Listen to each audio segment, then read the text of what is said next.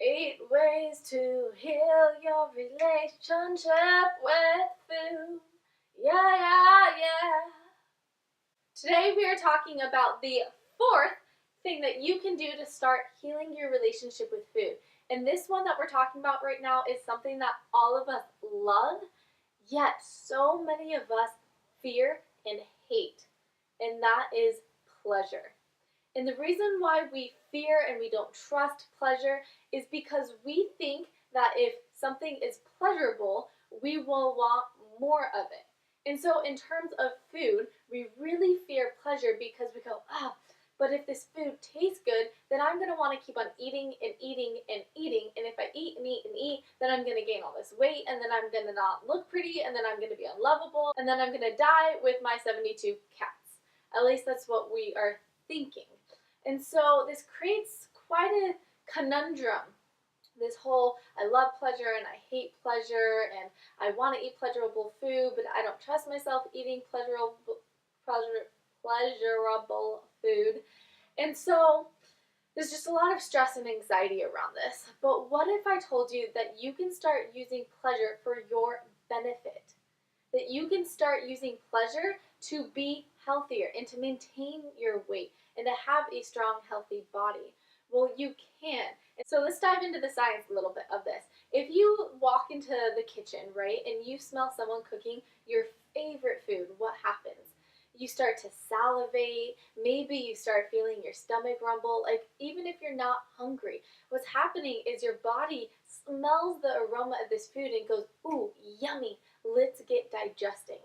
And so what does your body start doing? It sends all this blood flow into the digestive organs. It starts producing stomach acid. It starts even producing enzymes in your saliva to help break down food. So your body's preparing to eat.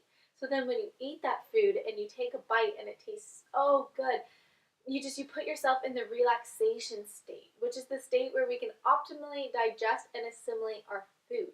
And so if we're in this relaxation state, otherwise known as the parasympathetic nervous system, we will have optimal digestion. We will increase our metabolism and increase our calorie burning efficiency just because we are relaxed and we are open and we are receptive to receiving food.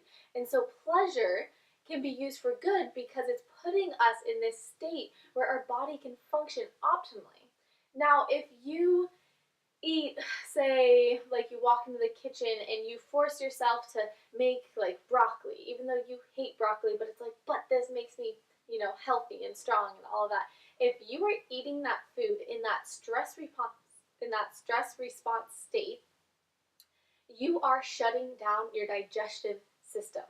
So your body goes, oh, I'm stressed, there must be a tiger. Let's send all the blood flow now out to our limbs, and let's not focus on digesting. So a lot of times we can get up from that meal, and even if it was a healthy meal, we feel like there's like a rock sitting in our stomach. And that literally is because we have food sitting in our stomach undigested because we don't have enough stomach acid to be digesting the food because we didn't put our body in that state of digestion. And so eating foods that aren't pleasurable to your taste buds is actually decreasing your metabolism. It's promoting weight gain. Yes, you heard me right. When you eat foods that aren't pleasurable to you, you are promoting weight gain.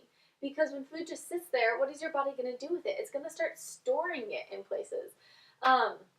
So it's time that we start using pleasure with wisdom. And what I mean by that is pleasure isn't just, oh, I can eat 12 of these cookies because it tastes, so good.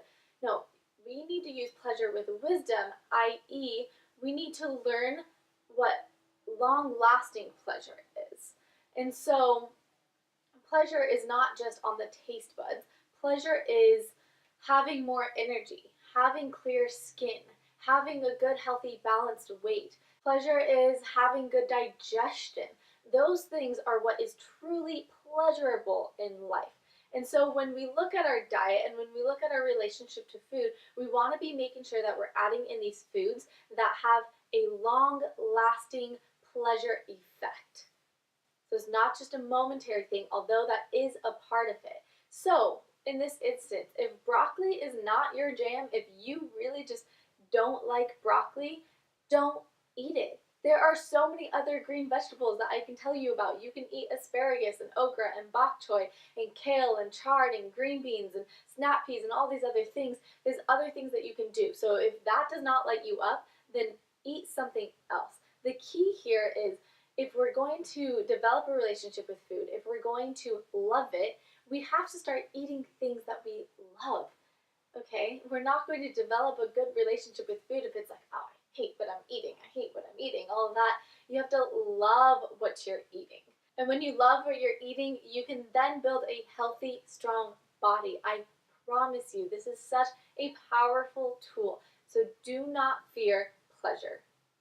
Your body, when you are fully, when you're doing all the other things that we're talking about, when you're taking your time, when you're disconnecting, when you're trusting your body, when you're communicating and listening in and doing all these things, your body will naturally regulate your appetite. It will tell you when to stop. It's really hard to binge eat when you're eating for like 45 minutes. You know, when you have your bowl of food and you're taking your time with every single bite and you're fully chewing the food and savoring every single bite and the taste and the pleasure and the aroma and all of that, it is so hard to overeat.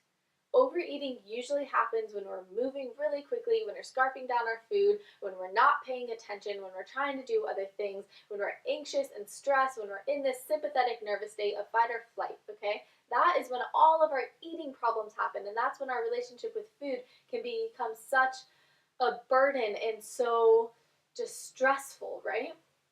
But when we're in that relaxed state, which pleasure helps us move into, and when we are calm and when we love our food, our body will tell us when to naturally stop.